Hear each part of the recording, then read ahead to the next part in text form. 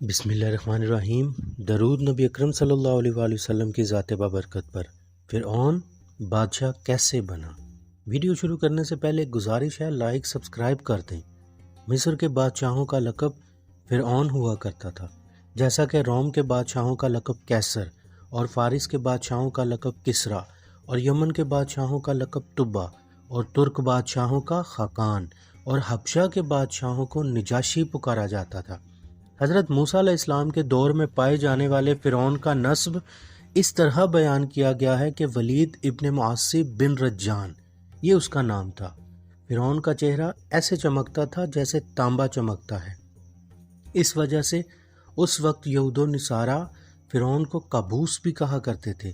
کتاب قصص الانبیاء کے مصنف لکھتے ہیں، بادشاہت سے پہلے فرعون مزدوری کا کام کرتا تھا۔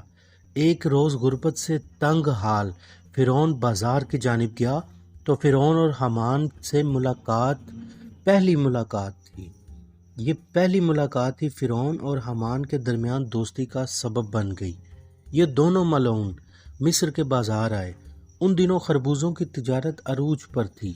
یہ دونوں ایک تاجر کے پاس آئے۔ اس نے کہا، یہ خربوزے تم دونوں فروخت کرو، اور جب یہ تمام مال تم فروخت کر دو گے تو میں تمہیں کھانے کا سامان دوں گا۔ فرعون نے خوش ہو کر حامان سے کہا، تم یہیں رکو، اس مال کو میں فروخت کر دوں گا۔ مگر جب فرعون بازار میں بیچنے لگا تو دکان والوں نے کہا، ہم تو مال ادھار خریدتے ہیں اور جب بک جاتا ہے تب مالک کو پیسے دیتے ہیں۔ فرعون کو ترکیب آئی اور وہ خربوزے ادھار پر دے کر واپس آ گیا اور اپنے مالک سے کہا، یہ تم نے اچھا نہیں کیا، مجھے رواج کا پہلے بتانا چاہیے تھا۔ یہ کہہ کر فرعون ناراض ہو کر وہاں سے نکلا اور سیدھا شاہ مصر کے پاس گیا اور اسے درخواست کی، میں ایک غریب اور ہر چیز کھانے تک سے عاجز ہوں، اگر فدوی کا بھی کوئی کام ہو تو اس غلام کو بخش کر وہ کام کرنے دیں۔ شاہ مصر نے پوچھا، کون سا کام کرنا چاہتا ہے؟ فرعون نے کہا، اس شہر کے قبرستان کا داروغہ بننا چاہتا ہوں کہ میری اجازت کے بنا کوئی شخص اپنا مردہ قبرستان دفن نہ کر سکے۔ یہ سن کر شاہ مصر نے اسے داروغہ بنا دیا۔ فرعون جا کر قبرستان کے دروازے پر بیٹھ گیا۔ اسی سال مصر میں حکم خداوندی سے ایک وبا بھی پھوٹی جس سے بہت زیادہ لوگ ہلاک ہوئے۔ فرعون نے اس منظر پر دفن کے لیے ایک سونے کا سکہ شرط رکھی۔ ہر کوئی سونے کا سکہ دینے لگا۔ کچھ عرصہ میں بہت مال جمع کر کے فرعون نے شاہ مصر کو دیا۔ اس نے خوش ہو کر تمام قبرستانوں کا داروغہ بنا دیا۔ شاہ مصر اپنی جہالت کی وجہ سے فرعون کو بہت پیار کرنے لگا۔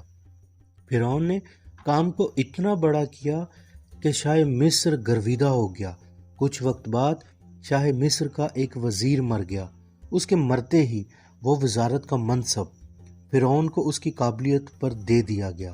ایک روز فرعون نے اپنے دوست حامان سے کہا، میرا دل کرتا ہے لوگ میری تعظیم کریں اور مجھے خدا بنائیں۔ حامان نے کہا، پہلے لوگوں کو اپنا مطیع بناؤ۔ فرعون نے کہا، لوگ تو دین یوسف کے پیروکار ہیں، میں کس طرح بھلا ان کو اپنا بناؤں؟ حامان نے کہا، شاہ مصر سے ایک درخواست کرو کہ 1 سال تک مصر کے لوگوں کی خواہشات مصر کے خزانے سے پوری کی جائیں، اور کہنا یہ سب واجبات میں اپنی طرف سے ادا کر دوں گا۔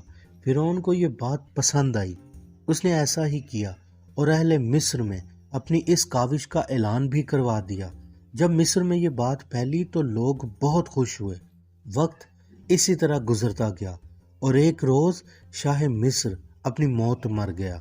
3 دن سوگ کے بعد جب حکومت کی باغ دوڑ کا وقت آیا تو مصر کے لوگوں میں فرعون کی عنایتیں عام تھیں، لہٰذا اس وقت کے علماء متفق مشورہ کرنے کے بعد مصر کی حکومت فرعون لعین کے ہاتھ دے دی گئی اور وہ مصر کا بادشاہ مقدم ہو گیا۔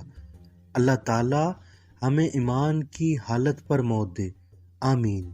ملتے ہیں اگلے واقعے میں، تب تک کے لیے اللہ حافظ۔